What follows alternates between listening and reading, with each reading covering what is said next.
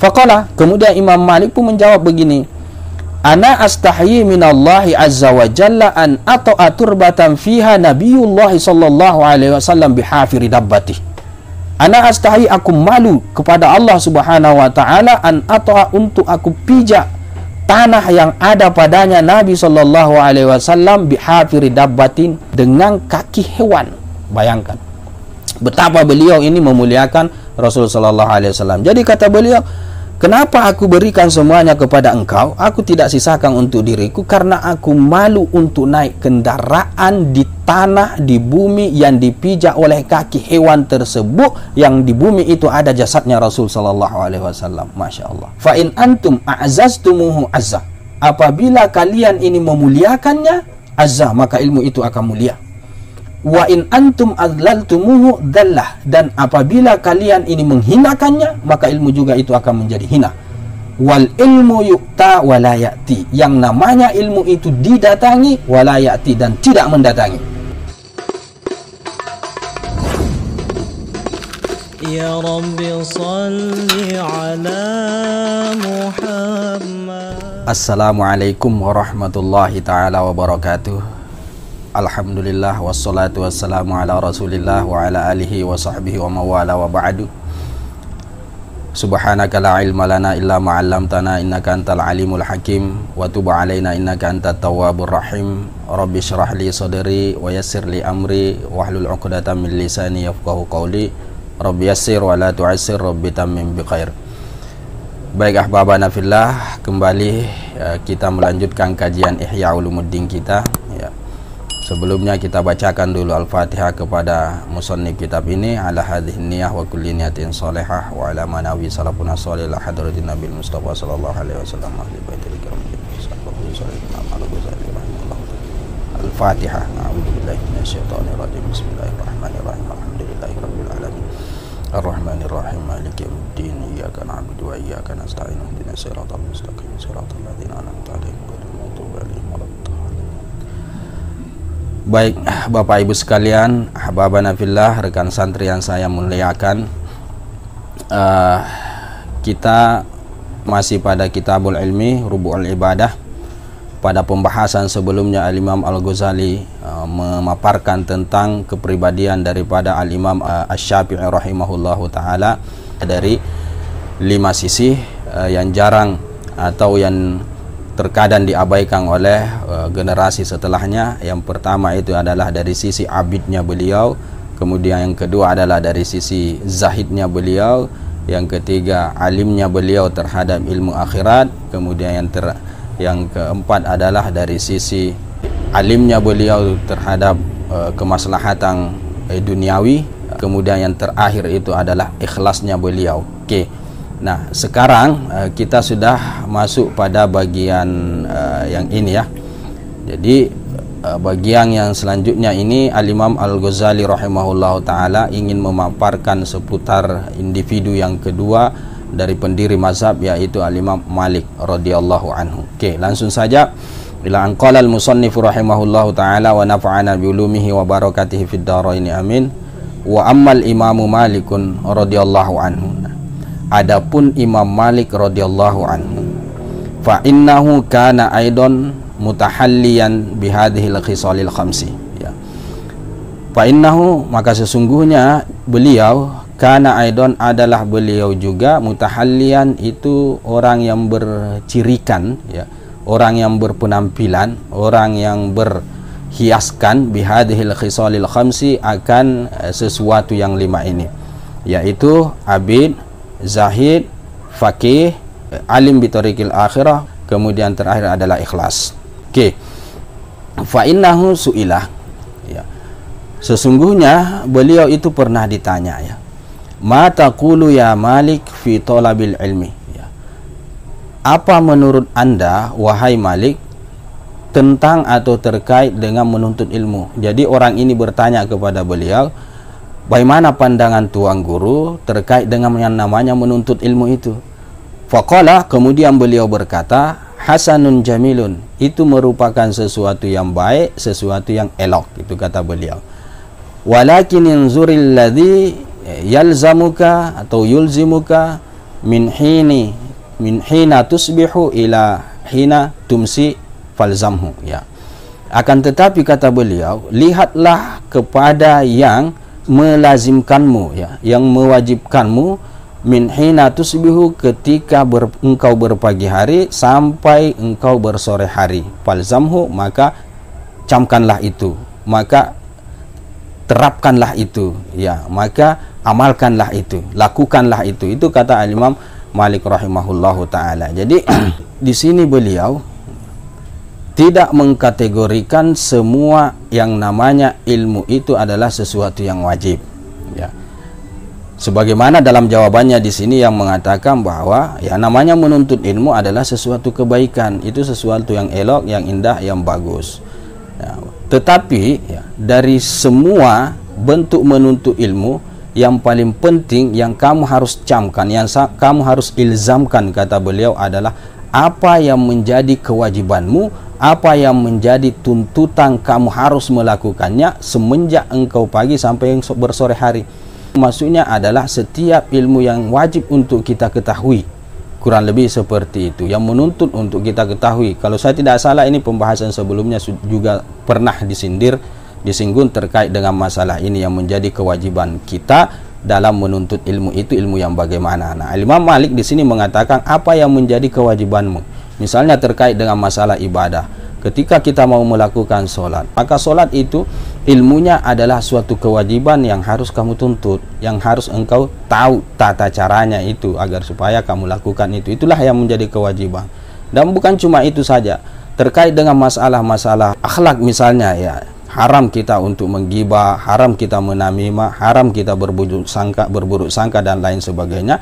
Maka mengetahui ilmu terkait dengan namimah, terkait dengan gibah agar supaya kita bisa hindari, itu merupakan suatu kewajiban, merupakan sesuatu yang yulzimuka, yang mewajib kamu untuk kamu ketahui, kata beliau. Nah, jadi dari sini kita bisa tebak bahwa hadis Rasul sallallahu alaihi wasallam yang mengatakan thalabul ilmi faridatun ala kulli muslimin, itu bukan secara mutlak, ya, bahwa semua ilmu itu merupakan sesuatu yang wajib dituntut, tetapi yang wajib dituntut itu adalah apa yang menjadi kewajiban kita. Selebihnya itu hasanun jamil, kata Al-Imam Malik rahimahullahu ta'ala. Atau bahasa sederhananya adalah ilmu syariat merupakan suatu kewajiban untuk kita tuntut, kurang lebih seperti itu. Oke. Riwayat ini menandakan bahwa Al-Imam Malik rahimahullahu ta'ala itu adalah orang yang betul-betul abid, ya, yang betul-betul orientasinya adalah masalah-masalah ibadah, masalah-masalah kewajiban, ya, yang harus kita tuntut, yang harus kita ilzamkan. Nah, ini yang menjadi poin penting dari Al-Imam Al-Ghazali sehingga mengutip riwayat ini. Apa adalah sisi abidnya Al-Imam Al-Malik rahimahullahu ta'ala. Oke, selanjutnya, wa kana rahimahullahu ta'ala fi ta'zimi ilmi din mubalighan. Dan adalah beliau Imam Malik rahimahullahu ta'ala fi ta'zimil ilmi, dalam memuliakan ilmu agama itu mubalighan, itu luar biasa sekali, berlebihan sekali, itu bahasa kasarnya kurang lebih seperti itu.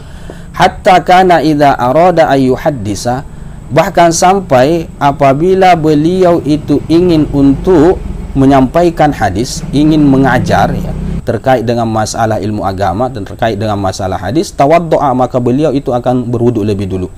Wa jalasa ala sadri firashihi, dan beliau itu duduk pada tengah permadaninya, hamparan permadaninya, dia duduk di sana di tengah-tengah. Wa sarraha lihiyatahu, dan beliau itu merapikan jenggotnya, menyisir jenggotnya. Wasta'mala tiba, dan beliau itu menggunakan wewangian. Wa tamakkana fil julusi ala waqari wa haibah, dan beliau dengan mantapnya fil julusi duduk ala waqarin wa haibatin, ya, dengan penuh waqar, penghormatan, wa haibatin, dan penuh dengan wibawa, kurang lebih seperti itu. Okey.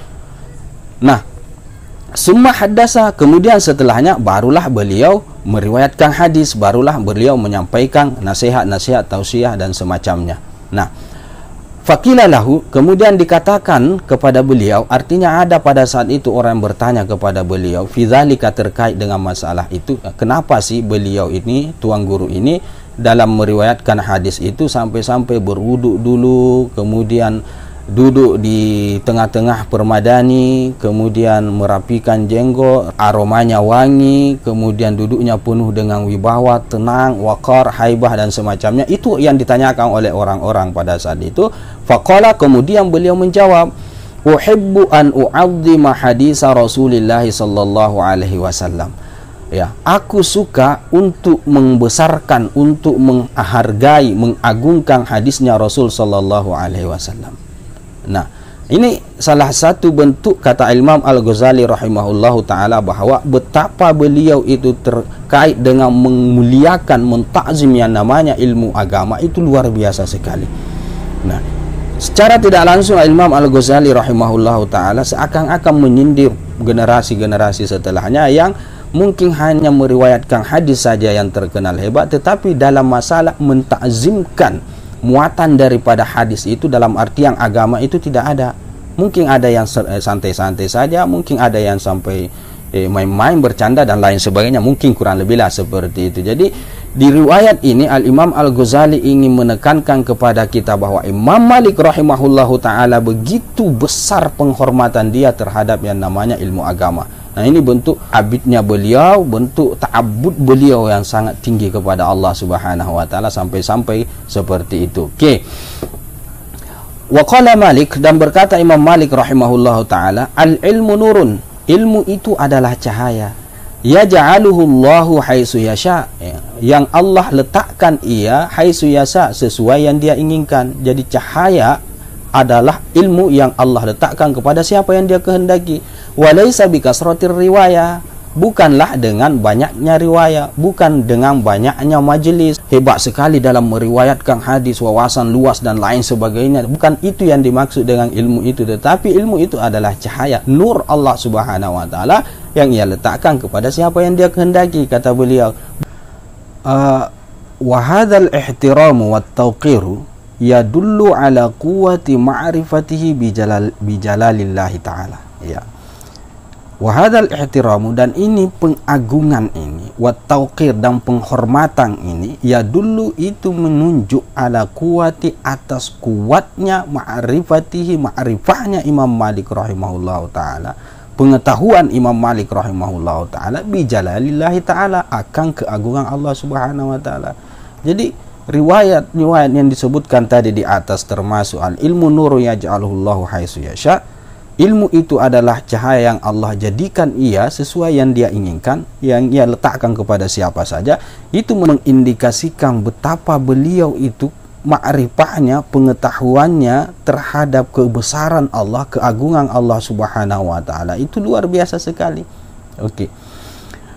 Wa amma iradatuhu wajhallahi ta'ala bil ilmi. Nah, sekarang kata Imam Al-Ghazali rahimahullahu ta'ala, adapun keinginannya Imam Malik rahimahullahu ta'ala wajah atau diri Allah subhanahu wa ta'ala bil ilmi, dengan ilmu pengetahuannya, artinya ikhlas lillahi ta'ala dalam ilmunya itu, fayadullu alaihi qauluhu, maka yang menunjuk atau yang menjadi dalil alaihi ke atasnya adalah qauluhu, perkataan beliau sendiri atau statement beliau yang mengatakan al-jidalu fid dini laisa bisyai'in, berdebat di dalam agama itu laisa bisyai'in, bukanlah sesuatu. Maksudnya apa? Maksudnya berdebat, bermujadalah dan seterusnya itu merupakan sesuatu yang tidak ada gunanya, kurang lebih seperti itu. Jadi betul-betul Al-Imam Malik rahimahullahu ta'ala menghindari hal-hal yang seperti ini, karena dalam perdebatan, dalam perdiskusi yang saling menghujah antara satu yang dengan yang lain, itu pasti akan menimbulkan sesuatu yang bisa menodai keikhlasan kita dalam membahas permasalahan yang sedang kita perbincangkan itu, yang sedang kita debatkan itu. Ya, akan muncullah perasaan-perasaan kemudian siapa yang lebih hebat, muncullah perasaan-perasaan menghinakan seseorang. Nah, atas dasar itulah maka beliau mengatakan perdebatan dalam ilmu agama ini adalah sesuatu yang laisa bisyai, bukan sesuatu, artinya tidak ada gunanya. Okey. Wa yadullu alaihi qaulu Syafi'i rahimahullahu taala. Nah, dan yang menunjuk atau yang menjadi dalil alaihi ke atasnya, ya, ke atas sikap beliau ini yang sangat luar biasa dalam menghormati, menghargai agama itu adalah qaul Syafi'i, perkataannya Imam Syafi'i rahimahullahu taala. Nah, murid beliau sendiri yang mengatakan di sini terkait dengan itu. Apa dia? Kata Imam Syafi'i rahimahullahu taala, ini sesungguhnya aku syahidtu Malikan, ya. Aku menyaksikan Imam Malik, ya. Wa qad su'ilah, dan beliau pada saat itu ditanya an samanin wa arba'ina mas'alatan, tentang 48 masalah. Jadi Imam Syafi'i mengatakan suatu ketika aku menyaksikan, melihat langsung Imam Malik itu ditanya oleh orang-orang, oleh jamaahnya dengan pertanyaan yang kurang lebih jumlahnya 48 pertanyaan. Faqala fi isnataini wa salasina minha la adri.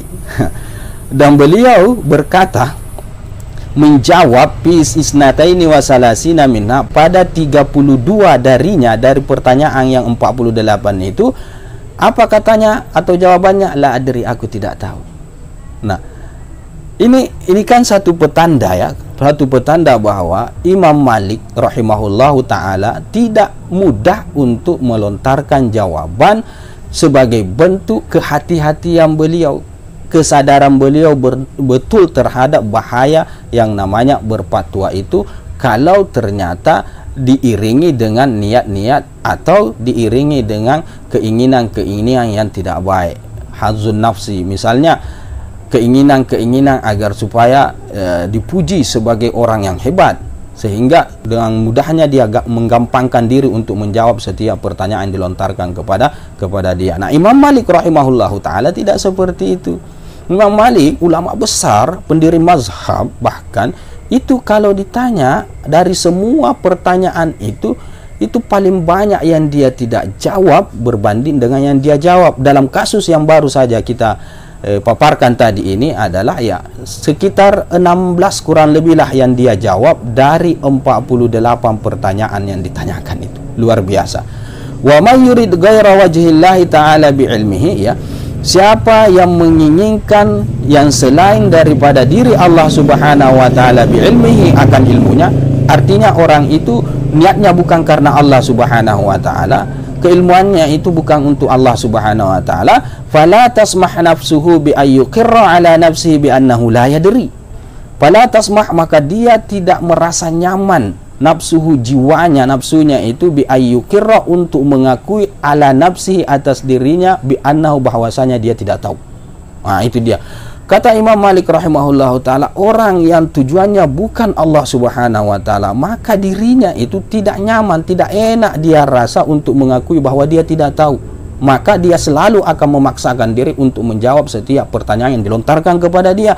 Ini petanda bahwa orang itu tidak lillahi ta'ala. Karena yang namanya ilmu agama, Bapak Ibu sekalian dirahmati Allah Subhanahu wa taala, bukan sesuatu yang gampang.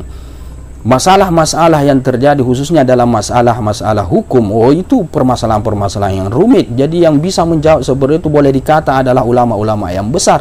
Itu pun ulama-ulama yang besar dalam hal ini adalah Imam Malik rahimahullah ta'ala tidak berani, tidak menggampangkan diri untuk menjawab setiap pertanyaan yang dilontarkan kepada beliau. Betapa beliau itu sangat mengagungkan ilmu agama itu sehingga tidak menggampangkan diri. Itu maksud daripada Imam Al-Ghazali dalam mengutip riwayat ini. Oke. Walidzalika, oleh karena itulah qala Syafi'i radhiyallahu anhu, berkata Imam Syafi'i radhiyallahu anhu, idza dzukiral ulama'u, apabila disinggung itu para ulama, disebut semua itu para ulama, fa Malikun najmus saqib, maka Imam Malik adalah bintang yang sangat bercahaya. Jadi sanjungan Imam Syafi'i radhiyallahu taala anhu kepada gurunya Imam Malik ini betul-betul benar, betul-betul tepat sesuai pengalaman yang dia lihat langsung daripada guru beliau Imam Malik. Sampai-sampai beliau mengatakan dari semua ulama ini Imam Malik itu ibaratnya adalah bintang yang sangat terang, kurang lebih seperti itu. Dan itu fakta karena beliau melihat langsung kurang lebih seperti itu. Wa ma ahadun amannu alayya min Malik, dan tidak ada seorang pun yang lebih berjasa alayya, ke atas diriku, min Malik, daripada Imam Malik. Kata Imam Syafi'i radhiyallahu taala anhu, orang yang paling berjasa terhadap diri beliau, yang bahkan sampai membuat beliau sampai kepada tahap yang sebagaimana kita tahu Imam Syafi'i sebagai pendiri mazhab yang banyak sekali pengikutnya, justru yang membuat semua itu atau yang menyampaikan ke tahap yang seperti itu adalah Imam Malik rahimahullahu ta'ala. Oleh karena itu beliau mengatakan orang yang paling berjasa dalam hidup Imam Syafi'i rahimahullah ta'ala adalah Imam Malik. Subhanallah. Oke. Waruyah, dan diriwayatkan anna Abu Ja'far Al-Mansur, bahwasanya Abu Ja'far Al-Mansur mana'ahu min riwayatil hadisi fi talaqil mukrah. Ya. Pernah suatu ketika dia mencegah Imam Malik rahimahullahu ta'ala untuk meriwayatkan hadis terkait dengan talaknya orang yang dipaksa.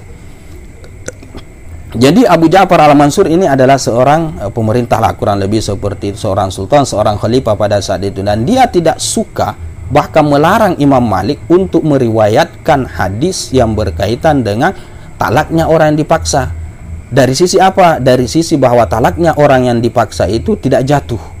Ya, jadi itu dilarang oleh Abu Ja'far Al-Mansur untuk diriwayatkan oleh Imam Malik. Nah, summa dassa alaihi man yas'aluhu. Kemudian dassa alaihi, ya, menyerobot ke atas dia man yas'aluhu, orang yang menanyakan beliau tentang itu. Artinya tiba-tiba ada orang yang menyerobot langsung secara tiba-tiba, ya, masuk kepada majelis beliau dan menanyakan hal yang sensitif ini, bahasa kasarnya seperti itu, kepada Imam Malik rahimahullahu ta'ala. Parawa ala mala'i minan nas, kemudian beliau pun meriwayatkan hadis tersebut ala mala'in, kepada jamaah banyak orang minan nas, daripada orang-orang pada saat itu. Apa kata beliau ketika ditanya terkait dengan masalah tolakul mukrah itu? Kata beliau, laisa ala mustakrahin tolakun, tidak ada ke atas orang yang dipaksa itu talak. Artinya orang yang dipaksa itu tidak jatuh talaknya. Nah, fadarabahu bisyati, akhirnya Abu Ja'far Al-Mansur pun memukul dia, mencambuk dia bisyati, dengan cambukan, dengan cemeti.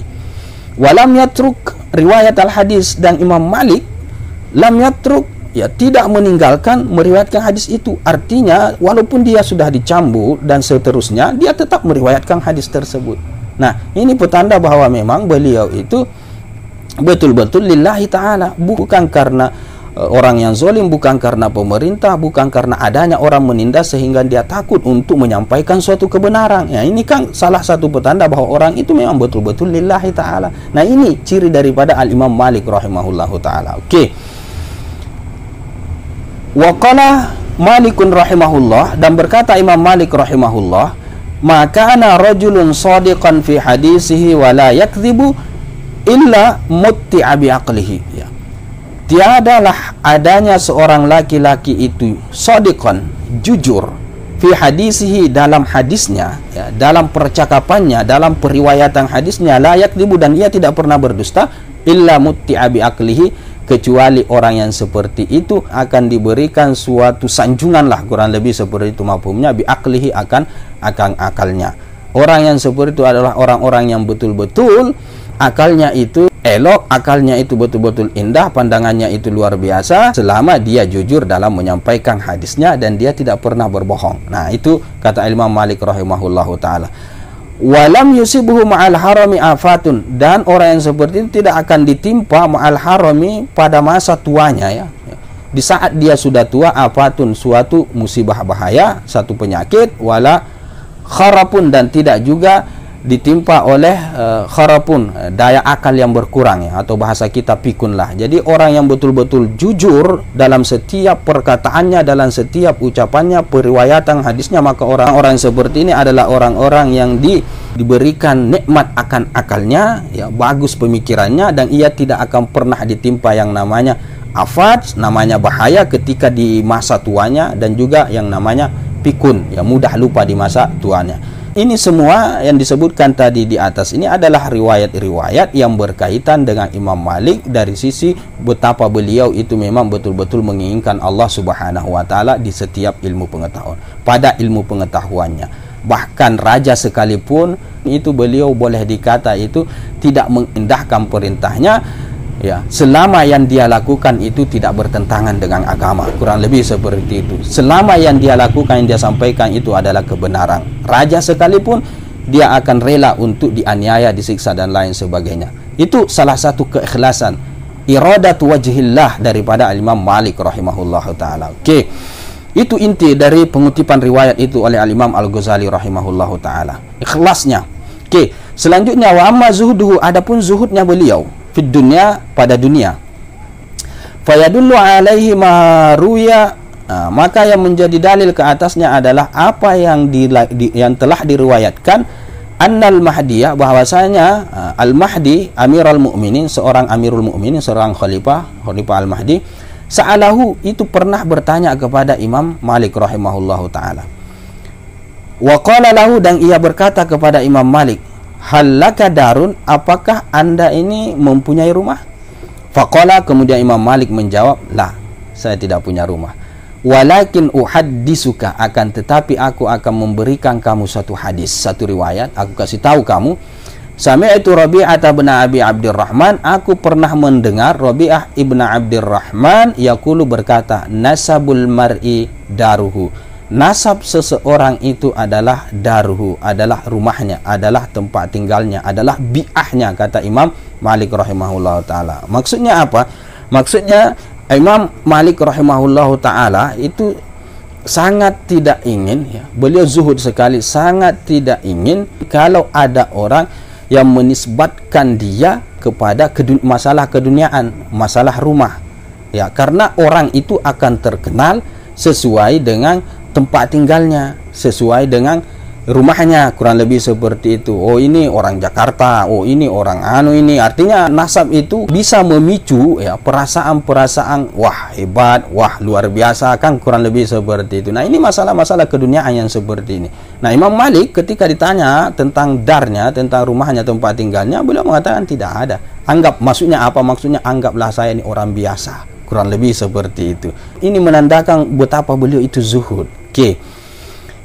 Wasa'alahu ar-Rasyid, dan Harun ar-Rasyid, ya, ini seorang amirul mukmin juga, pernah bertanya kepada Imam Malik rahimahullahu ta'ala, halaka darun, apakah anda ini mempunyai rumah? Faqala la, kemudian Imam Malik mengatakan, la, saya tidak punya rumah.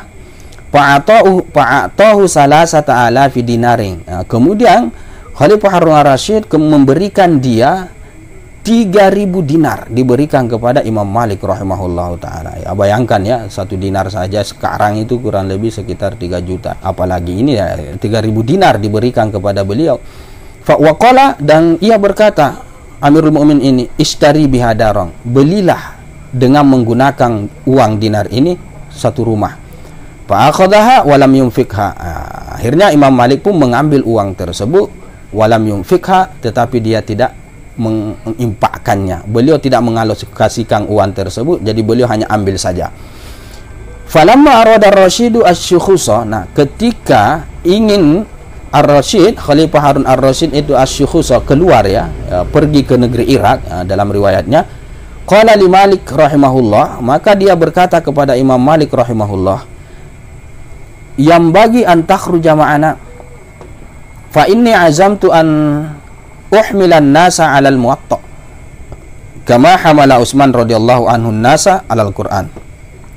Yang bagi an takhruja ma'ana, yang bagi, sepatutnya harus an takhruja, engkau keluar ma'ana, bersama kami. Artinya Khalifah Harun ar-Rasyid ini mengajak Imam Malik agar ikut serta dengan beliau menuju Irak, keluar pada saat itu.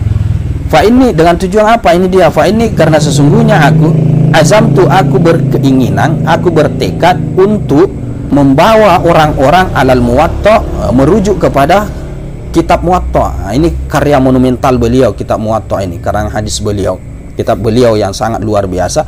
Jadi Harun ar-Rasyid itu niatnya menawarkan Imam Malik agar supaya ikut serta bersama dia ke negeri Irak untuk mengajar di sana muwatta, kurang lebih seperti itu. Nah, untuk menyampaikan pada orang-orang yang ada di sana terkait dengan ajaran yang ada dan dimuat dalam kitab Muwatta itu. Jadi dijadikan sebagai suatu rujukan. Semua orang-orang, kata Harun ar-Rasyid, aku akan bawa mereka kepada kitab Muwatta semuanya. Jadi kitab Muwatta dijadikan sebagai kitab induk, kurang lebih seperti itu.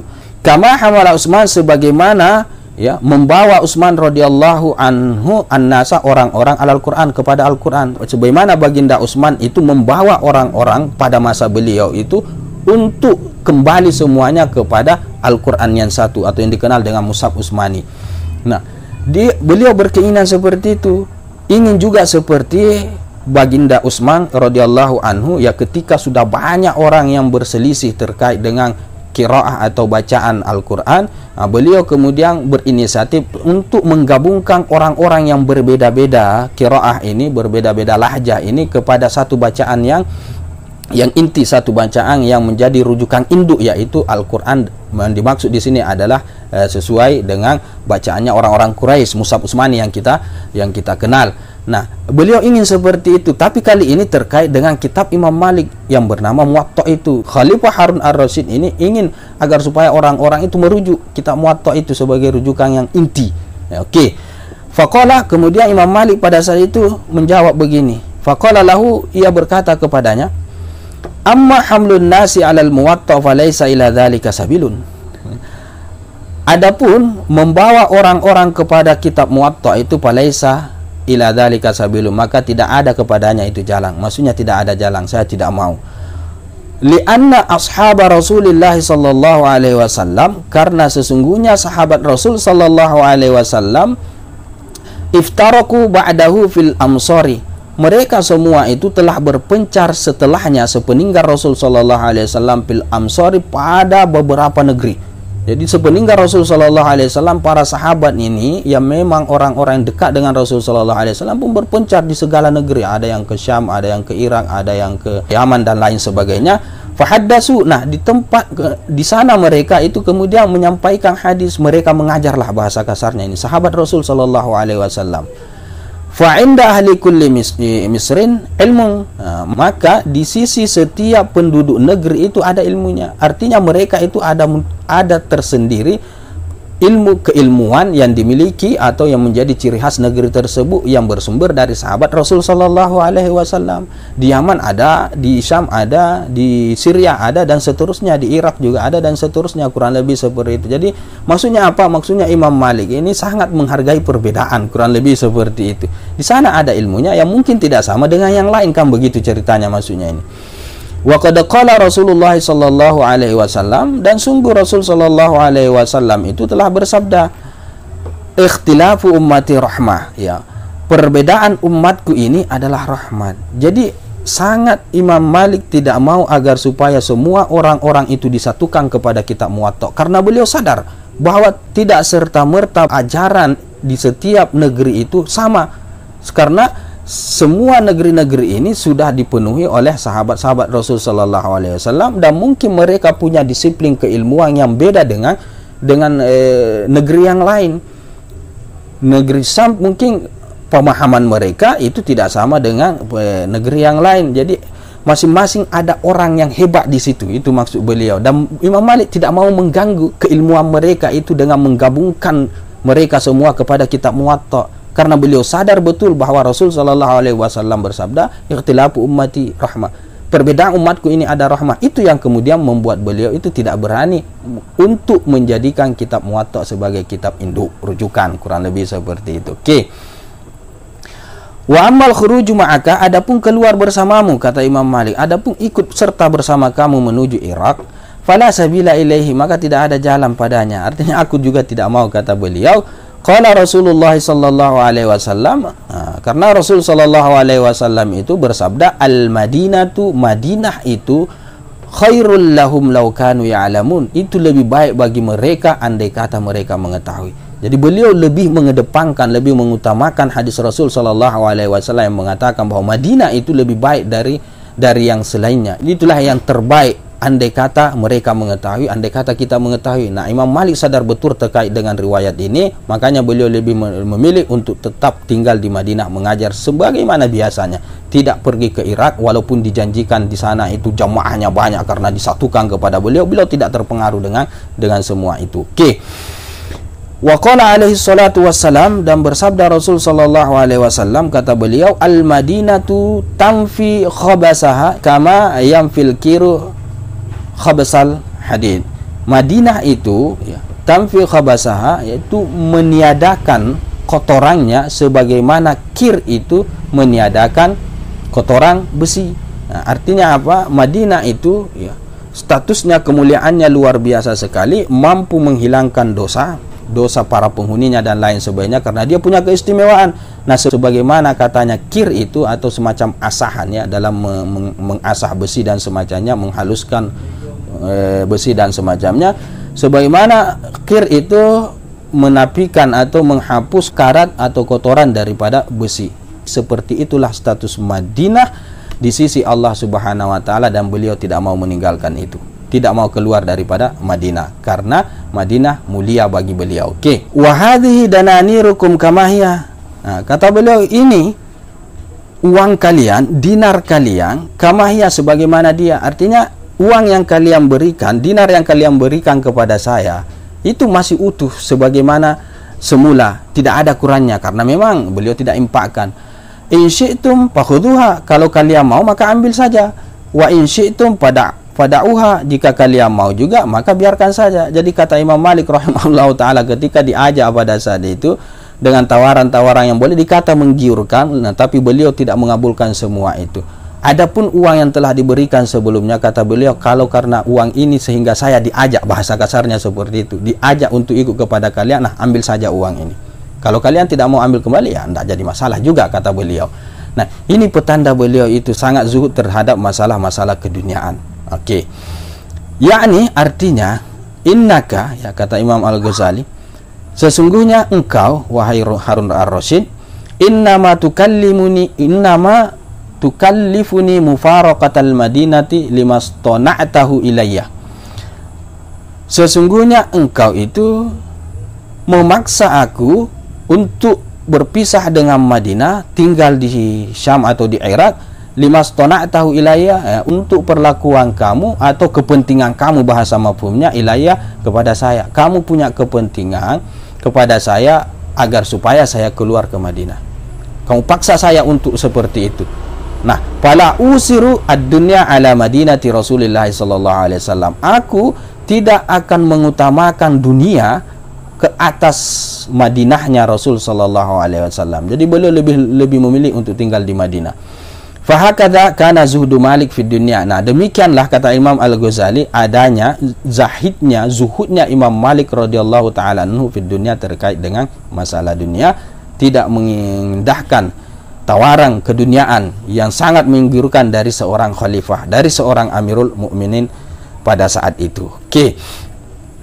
Walamma humilat ilaihil amwalul katsiratu. Nah, ketika dibawa kepada beliau, ya, diserahkan, disedekahkan amwalul katsiratu, harta yang sangat banyak, min atrafid dunya, ya, dari segala penjuru dunia, liintishari ilmihi wa ashabihi, karena ya, banyaknya, merebaknya, menyebarnya keilmuan Imam Malik wa ashabi, dan juga sahabat-sahabatnya itu banyak, ilmunya itu sudah merebak ke sana kemari, dan orang-orang banyak menyantuni Imam Malik rahimahullahu taala dari segala penjuru karena ilmunya sudah tersebar. Okey. Kana yufarriquha fi wujuhil khairi, ternyata amwalul katsira itu yufarriquha, beliau bagi-bagi fi wujuhil khairi, pada bentuk kebaikan. Artinya beliau sedekahkan dalam kebaikan, dalam jalan Allah Subhanahu wa taala. Banyaknya harta itu tidak kemudian membuat dia terpengaruh untuk menahannya, untuk menyimpannya untuk kepentingan pribadinya, tetapi dia serahkan, yufarriq, dia bagi-bagi dalam kebaikan. Nah, kata Imam Al-Ghazali, ya, menjadi dalillah kedermawanan Imam Malik yang seperti ini ala zuhdi, atas zuhudnya. Artinya kedermawanan itu yang ada pada diri beliau ketika menyerahkan, membagi-bagikan uang yang banyak ini petanda, kata Imam Al-Ghazali, bahwa beliau juga zuhud, beliau sangat zuhud terkait dengan keduniaan. Wa qillati hubbihi, dan sedikit cinta beliau lid dunia, untuk dunia, ya, tidak terlalu cinta maksudnya kepada dunia. Okey. Walaysa zuhdu faqdal mal, ya, bukanlah zuhud itu faqdal mal, tidak ada harta. Wa innamaz zuhdu faragul qalbi anhu, sesungguhnya zuhud itu adalah kosongnya hati itu anhu, dengan akan dia, terkait dengan keduniaan. Jadi sedikit harta itu bukan berarti mengindikasikan kalau orang itu zuhud. Bisa saja sedikit hartanya tetapi ambisi keduniaannya masih tinggi. Nah, yang namanya zuhud itu adalah hati itu sudah kosong, sudah tidak ada lagi ketertarikan sama dunia sekalipun, ya. Walaupun dia kaya raya tetapi tidak ada ketertarikan sama keduniaan sedikit pun, maka itu masuk dalam kategori zuhud. Ini kata Imam Al-Ghazali rahimahullah taala. Sekali lagi, laisa zuhud itu bukanlah tidak adanya harta, karena sesungguhnya zuhud itu adalah kosongnya hati dari yang namanya harta. Okey. Falaqad kana Sulaiman alaihi salam fi mulkihi minaz zuhad. Nah, ini salah satu contoh, kata beliau, sungguh adalah Nabiullah Sulaiman alaihi salam fi mulkihi, di tengah-tengah kekuasaannya, ya, kerajaannya, minaz zuhad, ternyata termasuk daripada orang yang zuhud. Karena kenapa? Karena tidak ada dalam diri hati Nabiullah Sulaiman sekalipun sedikit pun ketertarikan sama keduniaan, walaupun secara zahiriah beliau bergelimangan masalah keduniaan, karena zuhud itu adalah hati, masalah hati, bukan masalah yang zahir ini, yang di sekitar kita ini, bukan material yang zahir ini, tetapi hati ini. Kapan hati ada ambisi kepada keduniaan, walaupun orang miskin, maka zuhud itu dianggap tidak ada pada diri dia. Kapan hati itu hampa daripada ketertarikan kepada keduniaan, walaupun dia orang kaya, maka orang itu tetap dikategorikan sebagai orang yang zuhud, karena patokannya itu hati. Oke. Wa yadullu ala ihtiqarihi lid-dunya. Nah, sekarang wa yadullu ala ihtiqarihi lid-dunya, yang menjadi dalil atas ihtiqarihi, ya, menganggap entengnya beliau terhadap dunia, artinya beliau tidak terlalu perhatian, tidak terlalu mendewa-dewakan yang namanya keduniaan. Nih dalilnya, kata Imam Al-Ghazali, maruya, apa yang diriwayatkan anis Syafi'i rahimahullahu ta'ala, dari Imam Syafi'i rahimahullahu ta'ala, annahu, bahwasanya beliau qala, pernah berkata, ra'aitu ala babi Malik, aku pernah melihat di depan pintu rumahnya Imam Malik rahimahullahu ta'ala Qura'an, ya, semacam kuda, ya, ini qura', min afrasi Khurasan, ya, dari kuda-kudanya negeri Khurasan. Jadi ada kuda di depan rumah Imam Malik yang aku lihat, kata Imam Syafi'i rahimahullahu ta'ala, yang mana kuda ini berasal dari negeri Khurasan, yang terkenal dengan kuda-kuda yang indah lah, kurang lebih seperti itu. Wa bighal Misra, dan ada juga keledai Mesir, ma ra'aitu ahsana minhu, yang aku tidak pernah melihat yang paling indah minhu, darinya. Artinya ini kendaraan ini wah, mewah sekali, indah sekali, cantik sekali, kurang lebih seperti itu. Fakultu li Malik rahimahullah. Akhirnya aku pun berkata kepada Imam Malik rahimahullah, kata Imam Syafi'i, ma ahsanahu, alangkah indahnya, alangkah cantiknya ini tunggangan ini. Faqala, kemudian Imam Malik mendengar jawab perkataan Imam Syafi'i, langsung mengatakan begini, huwa hadiyatu minni ilaika ya Aba Abdillah, itu merupakan hadiah dariku untukmu wahai Abu Abdillah. Maksudnya Imam Syafi'i rahimahullahu ta'ala langsung diberikan oleh Imam Malik kepada muridnya Imam Syafi'i. Nah, ini petanda bahwa beliau itu tidak sama sekali mengagung-agungkan, mendewa-dewakan yang namanya keduniaan, kan, kurang lebih seperti itu. Jadi kendaraannya dia langsung kasih ketika Imam Syafi'i memuji beliau seperti itu. Da' li nafsika, fakultu, kemudian aku pun berkata, kata Imam Syafi'i rahimahullah ta'ala, da' li nafsika min hadabbatan tarkabuha, ya, sisakan untuk dirimu darinya itu satu ekor hewan, satu kendaraan yang kamu bisa tunggangi. Artinya jangan berikan semuanya, ya, sisakanlah satu ekor, misalnya ya kudanya saja dikasih, begalnya disimpan, atau begalnya yang dikasih, kudanya disimpan, jangan diserahkan semuanya, ya, biarkan saja agar supaya ada yang kamu pakai untuk tunggangan. Faqala, kemudian Imam Malik pun menjawab begini, ana astahyi minallahi azza wa jalla an ata'a turbatan fiha nabiyullah sallallahu alaihi wasallam bihafiri dabbati. Ana astahyi, aku malu kepada Allah subhanahu wa ta'ala, an ata'a, untuk aku pijak tanah yang ada padanya Nabi sallallahu alaihi wasallam bihafiri dabbatin, dengan kaki hewan. Bayangkan betapa beliau ini memuliakan Rasul sallallahu alaihi wasallam. Jadi kata beliau, kenapa aku berikan semuanya kepada engkau? Aku tidak sisakan untuk diriku, karena aku malu untuk naik kendaraan di tanah, di bumi yang dipijak oleh kaki hewan tersebut, yang di bumi itu ada jasadnya Rasul sallallahu alaihi wasallam. Masya Allah. Nah, ini salah satu ihtikar daripada Imam Malik rahimahullahu terhadap keduniaan, dan salah satu takzimnya kepada Rasul sallallahu alaihi wasallam. Oke. Wa yadullu ala iradatihi bil ilmi wajah Allah ta'ala wa istihqarihi lid dunya ma ruwiya anhu. Oke. Selanjutnya, wa yadullu, dan yang menjadi dalil ala iradatihi bil ilmi, atas, ya, keinginan beliau dengan ilmu pengetahuannya diri Allah subhanahu wa ta'ala, artinya ikhlas dengan ilmu pengetahuannya itu, wa istihqarihi lid dunya, dan menganggap remehnya beliau terhadap yang namanya dunia, maruya, apa yang telah diriwayatkan anhu dari beliau sendiri. Jadi beliau sendiri yang meriwayatkan riwayat ini, yang kemudian menjadi indikasi bahwa beliau itu lillahi ta'ala dan beliau itu tidak tertarik sama dunia. Qala, beliau pernah mengatakan begini, dakhaltu ala Harun ar-Rasyid, aku pernah menemui Harun ar-Rasyid. Faqala li, kemudian Harun ar-Rasyid ini berkata kepadaku, ya Aba Abdillah, wahai Abu Abdillah, yang bagi an takhtalifa ilaina hatta yasma'a sibyanuna minka. Ya, sepatutnya engkau itu sering-sering datang. Ikhtilaf, takhtalifu, ya pulang balik, artinya sering-sering datang kepada kami, hatta yasma'a, agar supaya mendengar anak-anak kami darimu al-Muwatta, kitab Muwatta. Maksudnya ya, wahai Imam Malik, ya datanglah ke rumah saya agar supaya anak saya ini belajar sama engkau. Bahasa kasarnya seperti itu, belajar kitab Muwatta. Sering-seringlah datang ke sini. Gitu kata Harun ar-Rasyid. Qala, kemudian Imam Malik mengatakan begini, qultu, aku pun berkata, ya, karena beliau yang meriwayatkan, a'azzallahu amiral mu'minin, semoga Allah itu memuliakan amiral mu'minin, inna hadzal ilma minkum kharaj, sesungguhnya ilmu ini dari kalian itu telah keluar. Maksudnya ilmu agama, ya. Maksudnya apa? Maksudnya Harun ar-Rasyid ini, Bapak Ibu sekalian, adalah orang-orang Quraisy. Sedangkan ilmu agama ini sumbernya daripada orang Quraisy, yaitu Rasul sallallahu alaihi wasallam. Jadi ilmu ini dari kalian itu telah keluar, berpindah kepada yang selain daripada orang Quraisy. Maksudnya ya beliaulah dan semacamnya ulama-ulama yang lain. Kata beliau, sesungguhnya ilmu ini dari kalian ini telah keluar. Fa in antum a'zaztumuhu azza, apabila kalian ini memuliakannya, azza, maka ilmu itu akan mulia. Wa in antum adlaltumuhu dallah, dan apabila kalian ini menghinakannya, maka ilmu juga itu akan menjadi hina. Wal ilmu yu'ta wa la ya'ti, yang namanya ilmu itu didatangi, wa la ya'ti, dan tidak mendatangi. Jadi Al-Imam Malik rahimahullah ta'ala, bahasa kasarnya ya tidak mau, kurang lebih seperti itu. Ketika ditawari oleh seorang pemimpin, khalifah Amirul Mukminin Harun ar-Rasyid, agar supaya mengajar di istana, di rumahnya, mengajar anak-anaknya, kata beliau, tidak seperti itu selayaknya.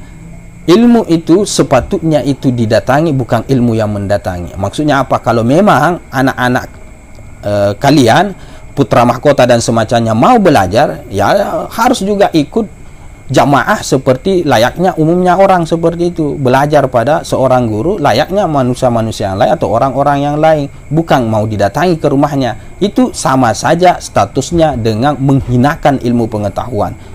Nah, kalau mau dimuliakan adalah, ya tentunya ilmu itu harus didatangi. Kang begitu ceritanya.